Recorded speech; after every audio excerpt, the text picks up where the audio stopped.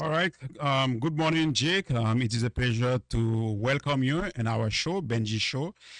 Um, Jake, tell us about you before we start with our question. Yeah, sure. First, thanks for having me. It's great to be here. So, Jake Johnston. I work for an international think tank in Washington, D.C. I Mhm. call it the Center for Economic and Policy Research. And my work around Haiti and U.S. foreign policy really began in 2010 after the devastating earthquake, obviously. And really started with an attempt to try and answer this question that was sort of top of mind everywhere after the earthquake of where did the money go? Where is the money going? And what we realized in Washington was that we actually had more access to information to answer that question in Washington than the people we were talking to in Haiti did. And that's because a lot of the money coming certainly from the United States, but also so it was going to companies, NGOs, et cetera, that were in Washington or the greater Washington area, that not on the ground in Haiti. And so that really was what sort of began my interest in this subject, and sort of where it all began. Okay, I think you lay down the main subject that we're going to discuss as it is worldwide now. Everybody's talking about USAID, and President Trump just decided to pause all USAID. I mean the budget. Based on your experience, what is the situation for Haiti in terms of the USAID funding Haiti? Yeah, so USAID spends, anywhere 350 to 450 million dollars a year related to Haiti. And I say related to Haiti, not in Haiti, again, because not all of that money is going into Haiti, and we can get to that later. Level of funding overnight, it is going to have an impact. I am critical of quite a bit of USAID's programs and spending, and I think there's short-term issues and long-term issues. But a hard stop in ongoing programs without any sort of planning or review process is going to cause an immediate disruption in ongoing programs, and that is going to have an impact on the ground in Haiti. Okay, but you say 400, almost 400 million dollars, and then you say related. What do you mean by? Because you are very reluctant to say the word. Yeah, well, I say related because, I think when we talk about aid and we say, okay, we're giving this much money to this country, and that creates a perception that we're giving money to a country, but that's not how aid works, right? That's certainly not how USAID works. USAID gives no money to the government. USAID partners with contractors and grantees, NGOs, to administer funds, to do programs, right? Some of those organizations are Haitian. The vast majority of them are not. Even a non-Haitian entity organization that gets funding may do work in Haiti, but around 20% goes back to the headquarter in wherever they're headquartered, wherever their base is. There might be foreign staff brought in that takes up some of that cost as well. There are a lot of restrictions on how USAID funding works. So requirements that different goods, either for construction projects or food aid or things like this, that the actual products themselves are purchased from the United States, not locally in Haiti. And this is one of the big reasons that you can see, while there's sort of, on the one hand, there is a positive economic impact of getting more resources into the economy and into the country. The effect of aid is often far less than it could be, because so much of the aid industry is reliant on both foreign staff and foreign goods themselves. Most of the money that the U.S. government so-called say they're going to help Haiti, almost at 35% remain in the U.S. What happened to the 70%, for instance? Yeah, so of course, there are programs that happen on the ground in Haiti, and some of these, again, are administered, or run by Haitian organizations, not the majority of them by any stretch of the imagination. And when you look at USAID spending in Haiti, there's a few big areas where that money goes. So one is the health sector. And so the U.S. does give quite a significant level of funding to the health industry in Haiti. There are a lot of private hospitals and health providers, et cetera, that rely on USAID funding. So that is one area certainly where you're going to see a significant disruption in services on the ground. The other thing that USAID does, right, this is what a lot of people don't understand about USAID. A lot of what USAID does is just pass money on, right, to other entities.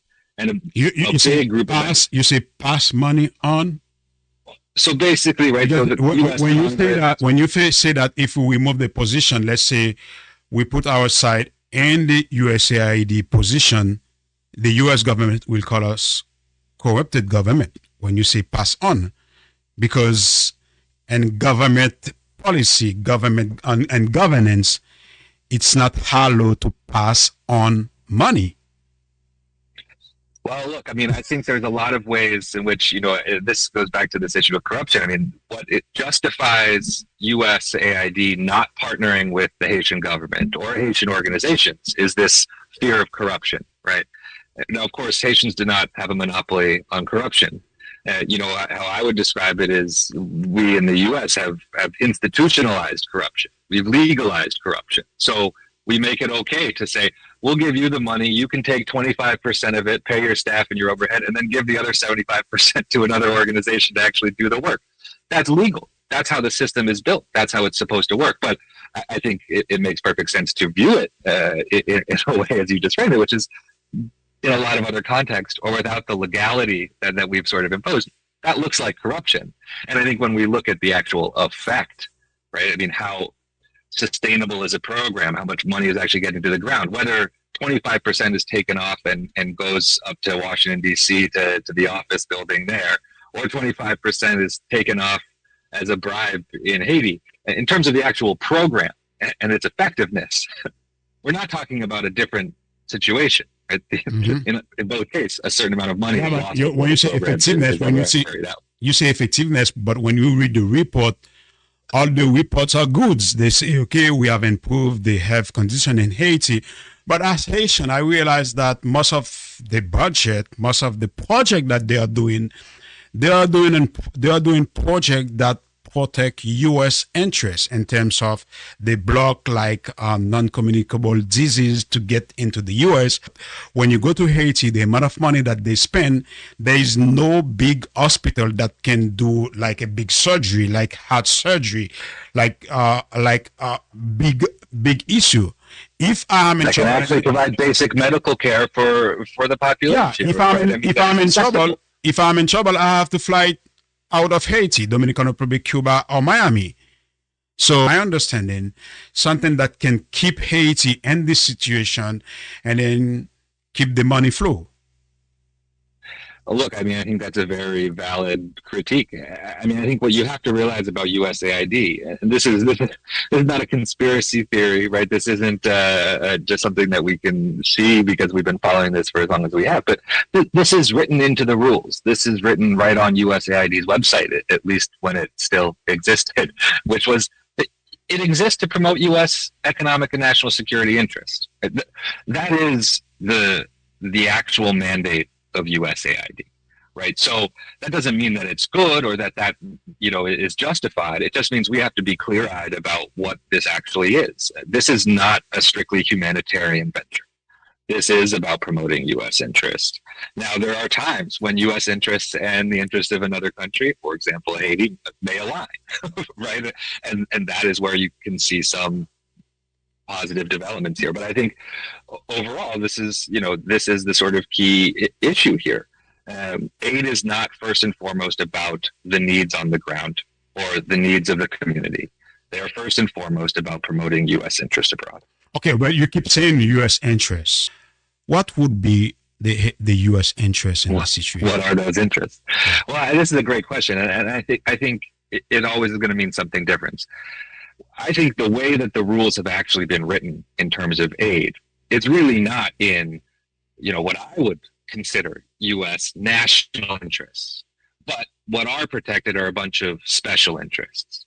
So when we talk about, when we look at aid, there's a global consensus about what works and what doesn't, As local as possible is a basic mantra in aid. The more money you can get, the more decision making that can happen locally, the more closer to the actual problem it is, the better those programs are going to be. Everyone knows this. So why aren't we adapting to that? Why aren't we changing to that? And the answer, at least, as I've sort of experienced it here in Washington, is that there are a lot of entrenched interests that benefit from the system as is, and they don't want to see it changed.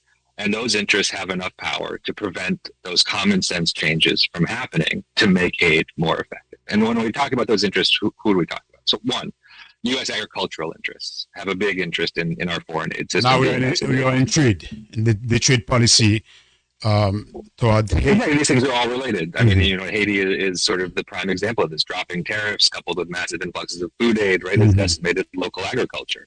That's, in the end, is that in the U.S. national interest? I mean, I'd say no, because if Haiti can't feed itself and Haiti doesn't have a strong rural economy, then people get up and leave Haiti and come to the U.S. And apparently that's what we really want to stop. Oh, you're right. But that policy is self-defeating from a U.S. perspective, right? We're stoking the very migration we seek to stop. But there are special interests. There are agricultural producers, there are agricultural exporters, right, that do benefit from those policies. And so, again, I don't think that is necessarily our national interest, but there are American commercial interests that do benefit from the status quo and are very resistant to changing it. Yeah, you're right, because Haiti become the second largest market for U.S. rice after Mexico. And in fact, this is an explicit part of what USAID's mandate and agenda has always been. Since the 1960s when it was created, was opening new markets for U.S. products, right?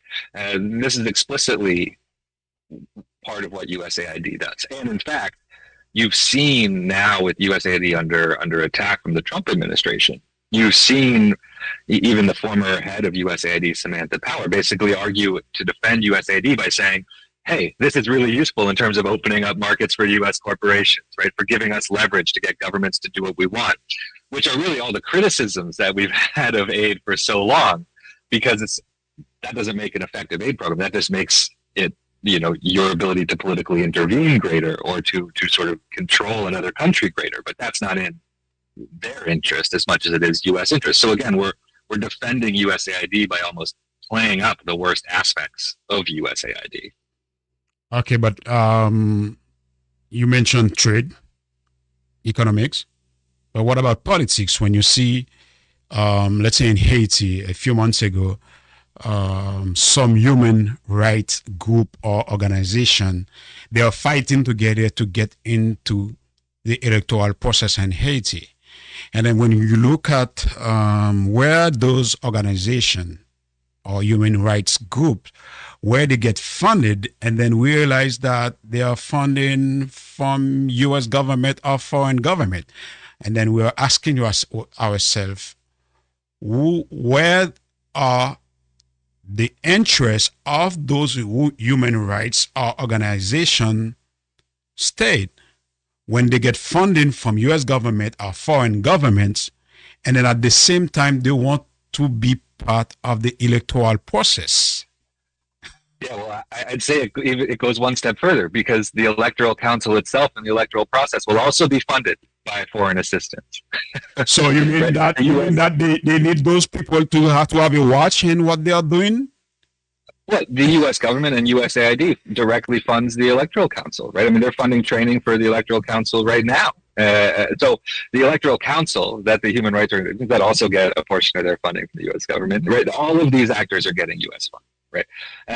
And that is relevant. It is important. Right. And I think this is, beyond the short-term questions of aid and if it's effective and who's benefiting from this. Right. There are these long-term effects where this reliance and this infiltration of foreign money into Haitian politics, into Haitian civil society, into Haitian society at large does have a destabilizing effect over the long term. It erodes this notion of sovereignty. It erodes the ability of organizations to be independent, because regardless of whether you're taking direct orders from some other government or not, financing does create different dynamics, right? You can't ignore that. But some people, be independent. I mean, the United States is the massive player in everything that happens in Haiti. So taking U.S. money is in and of itself, something that is going to affect one's. Yeah, but some people say they are okay with it. When you see like the big consultant, I made a video yesterday. Let me see if I can play it. Okay, this is 1 minute. Était en politique bien facile dans recruter et présent dans toute sphère pays, quel que soit monde qui gagne influence ou bien groupe de monde qui gagne influence, yo présent directement ou indirectement. Le regard des tableaux où est président de la République, ministre, ONG, organisation civile, artistes, consultants, médias, tout le monde ça sous gros payroll USAID. Mais quand on est la plus grave là, c'est lorsque ouais que en pile organisation surtout ça la bataille pour défendre droit moun yo sous payroll USAID et même organisation ça tout a bataille pour que yo présent dans conseil électoral. Présent dans conseil électoral indirectement USAID limite. I'd like to hear your thought. Right. I mean, look, this is why I refer to Haiti as an aid state, not a failed state, because this is pervasive. It is everything, right? I mean, the state functions, the society functions, and certainly we're talking mostly around Port-au-Prince, the Republic of Port-au-Prince, right? That center of gravity and economic life. Mm-hmm. It exists and depends. It is intertwined so intimately with foreign funding, with aid industry, right? Sort of big picture aid industry, right? Not just a little project here, but just like aid industry is everything, right? It is the role of the international community. It is pervasive. It covers every part of life. And so to exist in that space and be entirely untouched by aid is certainly an ideal one might strive for, but it is not a simple position to have because everything has become so intertwined. And I think that's what we need to really be looking at when we're talking about where to go from here, is that it's not just a simple thing of saying no to aid money, because the systems that have been built are so intertwined with that money and with those relationships that it takes more than just saying no to the money. You need to reimagine how the state is built, how the state can function, how civil society can function, right? Because it's been built around this aid industry that has existed and played such a massive role in Haiti for so long. So it's not just a question of getting funding or not. It's that it's everywhere. Its tentacles have sort of wrapped around the entirety of the country in many ways. And so disentangling that, building something new requires a much more holistic and big picture sort of view of how to do that. And, I think really what we're talking about here, right, is, in order to do that, you need a very different relationship between the state and the population. And that is, the sort of that would be beginning point. That would be my next question. Of where you can try to go to try and address this capture. But this point is very important. It is my next question. What will it take for Haiti to regain full control over its political and economic future? Yeah, I think the first thing is the political will to do it. What do you mean by political will when all our stakeholders, civil society, they are under control of NED, USAID, EU? Yeah, I think that's right. And so long as they can sort of continue, look, my basic belief is that, political power in Haiti is gained through convincing the international community to support you more so than convincing the Haitian people to support you. Yeah. Right. Now, that has a lot to do with U.S. policy, but that's only one side of the equation, right? That doesn't have to be the way it is. There's nothing making that the way it is. It makes sense, obviously, given the power of the United States, the power of the international community in Haiti.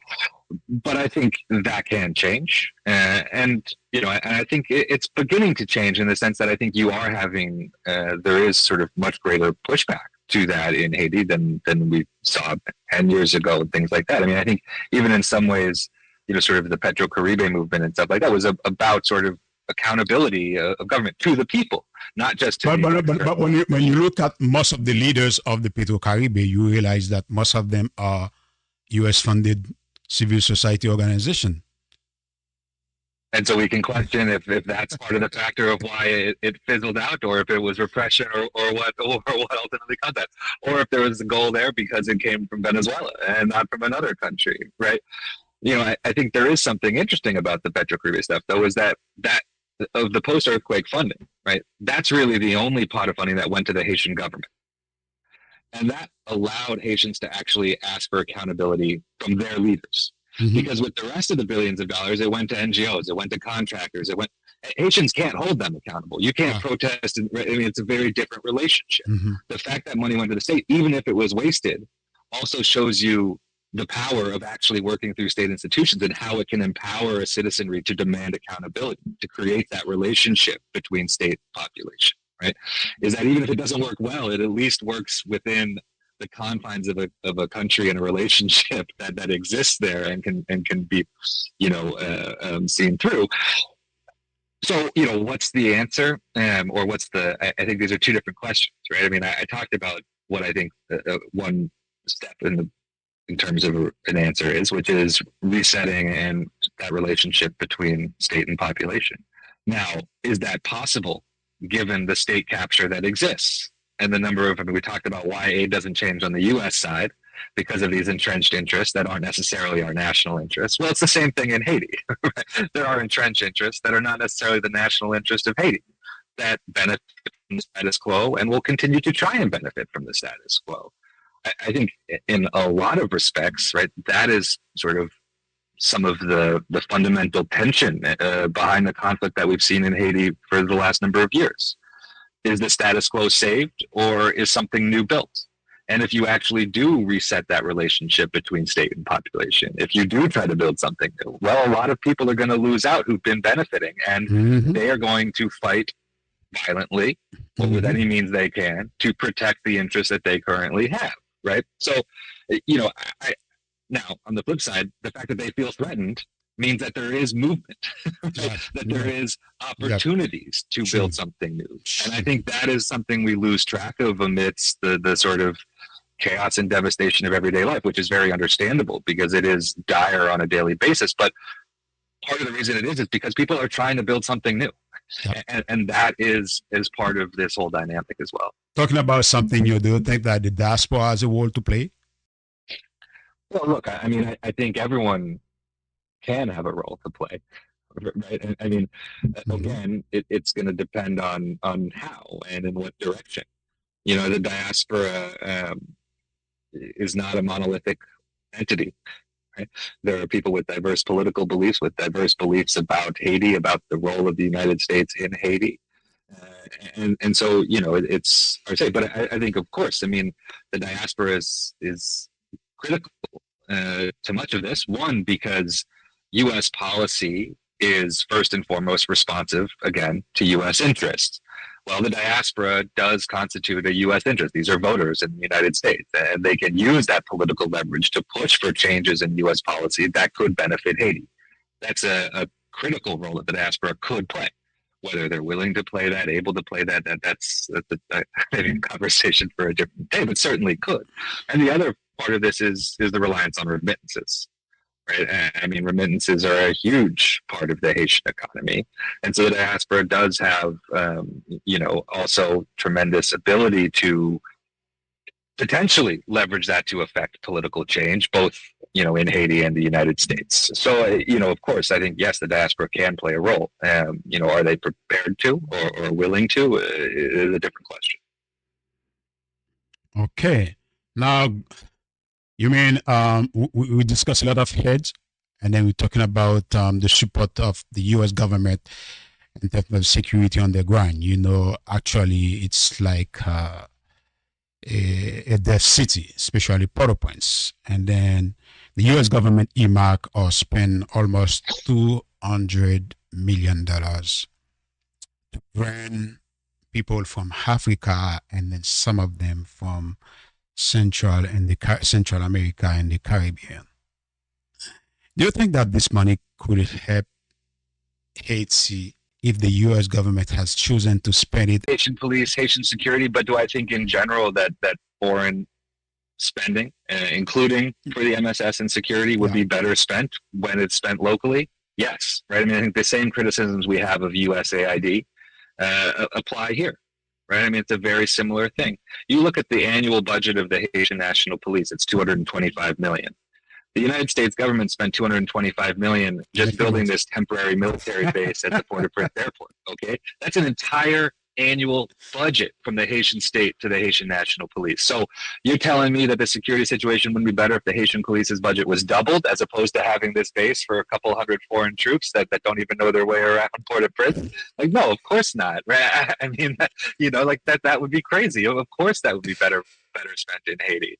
Now you can say, oh, well, they don't have the capacity to spend the money, or there's too much corruption in Haiti. But again, I mean, we've seen these things as excuses to justify bad behavior for decades. And I think we've seen the results. And so, I'm sort of tired of hearing the same old excuses over and over again about why we can't actually let Haitians do things for themselves.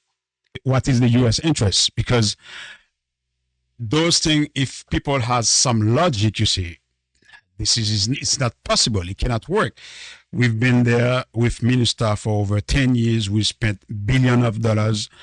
And then for a situation that get worse a few years. Well, yeah. I mean, I frame it a different way, right? Is it in the U.S. interest to have Haiti be able to secure itself and not be dependent on external actors? Okay, I don't mind. Right? Let's say yes. Let's say yes. Why? Well, so I mean, if the answer is yes, then the U.S. is failing to promote its own interests in Haiti, right? Because it's not supporting Haiti and securing itself. Yeah, but it's importing. No, this is a basic question. Let's say I'm not smart. Okay, you want the situation to get worse in Haiti? Okay, it's getting worse every day. But you say it's in the U.S. interest. Why you wanted the situation to be worse? Well, but right, I'm saying it doesn't mean that the U.S. wants it to be worse. It means that the alternative of allowing Haiti to actually secure and have a strong security force that can take care of the country is perhaps a greater risk to the U.S. than this, right? Or the U.S. is actually just failing, right? I mean, they do really want to improve the security situation in Haiti, and they are powerless to do so. And I don't think many of us believe that, because I think the U.S. could do more if it wanted to. And I think, the place that I think is sort of most apparent, at least from my perspective, is with the number of arms coming into Haiti. And we all know where they're coming from. If the U.S. was really concerned about the effect of that and the level of violence that's happening in Haiti, well, there's a really simple thing that the U.S. can do to try and stop something, and they don't need to pay $1 billion to Kenya to make it happen. They have scanners. They can stop arms trafficking from the United States. They have scanners in the U.S. Custom. Exactly. I mean, we know the ports they leave from. We know the ports they show up from in Haiti. I mean, none of this is a secret, right? I mean, everyone sort of knows how this works, but it still happens. So, again, what are the real interests here? What are we looking for? But look, a Haiti that well, you can say the same thing, like independent, a Haiti that can. This has been a fear of the United States and the international community for 200 years. Okay, yeah. So there are parts of that remain, whether people recognize that or not, or admit it to themselves or not. That has colored U.S. policy towards Haiti for 200 years, and it's not going away anytime soon. Private sector in Haiti. When you see what is happening, it is like the private sector is silent. They are not focused on resolving the situation. And it came to my idea to have like a triangle of death. You have one side, the state, who doesn't care about the needs of the Haitian people. And the foreigners, U.S. government, French, and the so-called core group, they don't care about Haiti. They have money, plenty money. You just explain the budget of the MMS and the budget of, no, not the budget of the MMS, the money that they spent for MMS and the budget of the National Police. And then the last angle is the private sector, because the first two, they have money, they are spending the money, and then the private sector, they don't need to create jobs, they don't need to create wealth, they don't need to create, they just import services, and then they are making money with the two sides.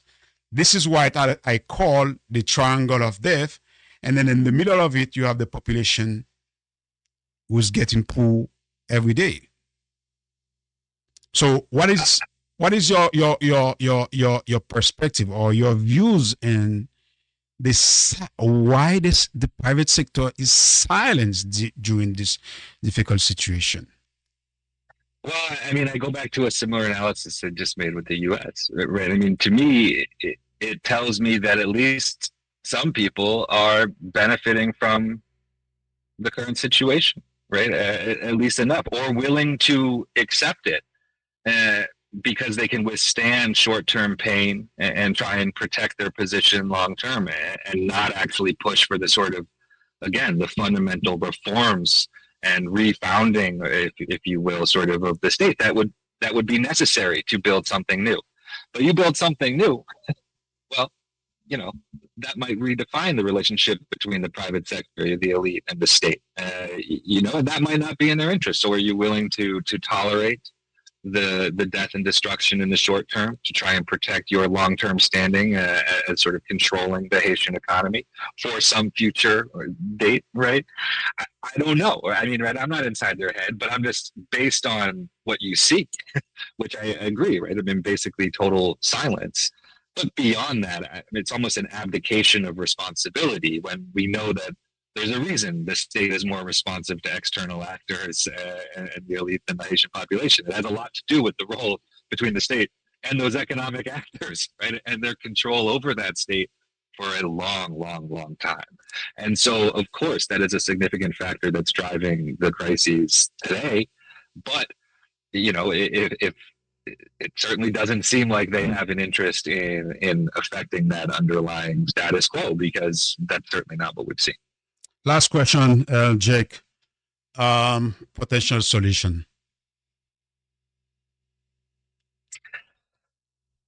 I don't have the answers, you know, and I don't say that flippantly or like there isn't a solution. It's, you know, I'm not going to be able to sit here and say there's a clear answer, right? I mean, I think the problems are extensive. The issue of codependence with the international community, but also the nefarious impact that dependence has on Haiti. These are difficult things to unwind and be able to erase the effect of, right? I mean, these are things that have been created over decades, maybe longer in some cases. And so there's no magic bullet. There's no snap your finger, boom, everything is better, right? But I go back to what we talked about earlier, which is resetting the relationship between the state and the population. How can that happen, and what is a mechanism to allow that to happen, or to allow that conversation to begin? Is that that's not a panacea? Again, it's not a magic bullet. It's a starting point to try and build something new and to move in a different direction.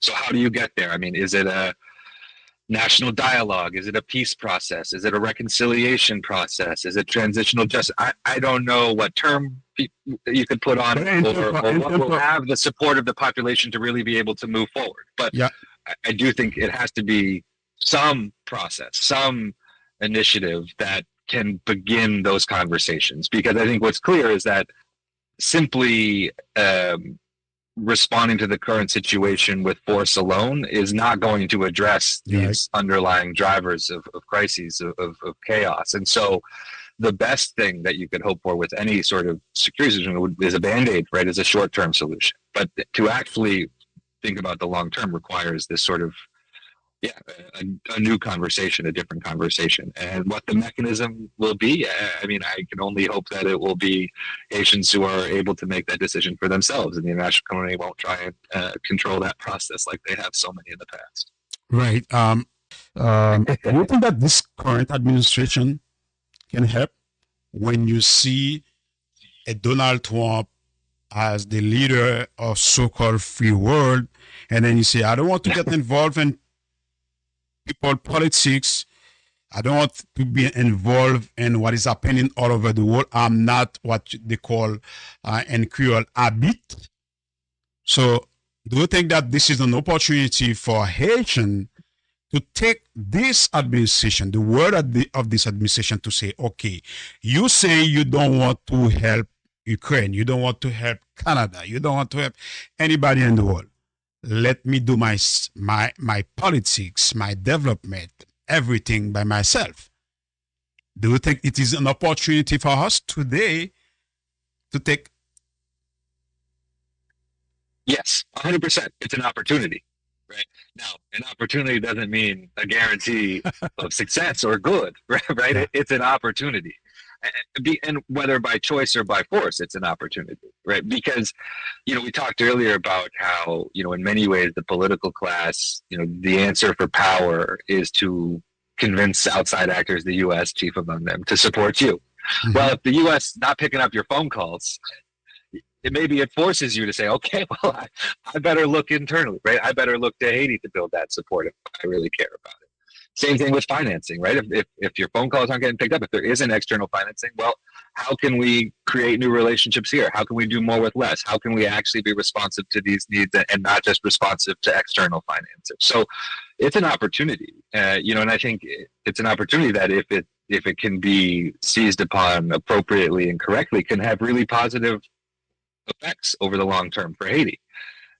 And none of that is to say that there won't be short-term effects of these decisions, right? Because when you build a system that is incredibly reliant on an input like foreign assistance, and then that input goes away, it doesn't just magically get better the next day, right? I mean, that is a real dynamic. We can't be, naive to that, but that doesn't mean that there aren't long-term, that there aren't real opportunities within that context. And I think, of course, it's, to the extent possible, critical that everyone is looking to try and do that. I mean, we sort of think of this as, only something that the sort of the elite or the real powerful consider, right? A crisis, you never want to let a crisis go to waste, right? But that's true for everybody, right? Mm-hmm. It's just who's able to seize that opportunity to push things in their direction. And it's similar to after the earthquake, right? I mean, certainly some members of the international community and the elite saw it as an opportunity to pursue their agenda. But also many Haitians saw it as an opportunity to just pursue their agenda. Can we do decentralization, right? Can we actually have the state do something for us in our life? This is also an opportunity on the positive side. I see today as a very similar dynamic in Haiti, both with the Trump administration and with the violence that we're seeing on the ground. So this is, of course, it's an opportunity everywhere. The question is who will seize that opportunity and which direction it will end up pushing the country of Haiti, right? And so that's the fight now. Okay, thank you, Jake. It was a pleasure to welcome you on my show. Hope to talk to you soon. It was a pleasure to talk with you. Really appreciate it.